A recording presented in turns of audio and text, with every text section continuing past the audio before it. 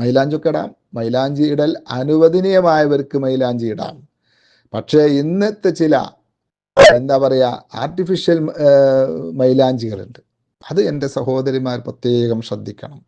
ചില ശർക്കര മൈലാഞ്ചി, പല തരത്തിലും പേരുകളിലും മാർക്കറ്റുകളിൽ മൈലാഞ്ചി കാണാം. ഇസ്ലാം അനുവദിച്ച മൈലാഞ്ചി ആ ചെടിയിൽ നിൽക്കുന്ന ഇലയുടെ ആ കളറാണ്.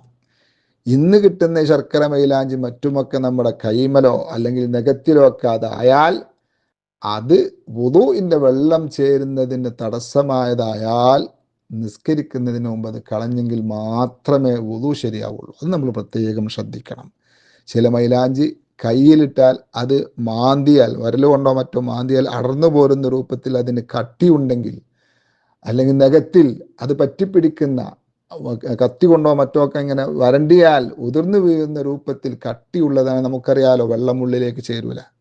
അപ്പോൾ നമ്മുടെ വുദൂ സ്വഹിയാവൂല. അപ്പം നമ്മുടെ മൈലാഞ്ചി അപകടം വരുത്തും. അത് ശ്രദ്ധിക്കാം.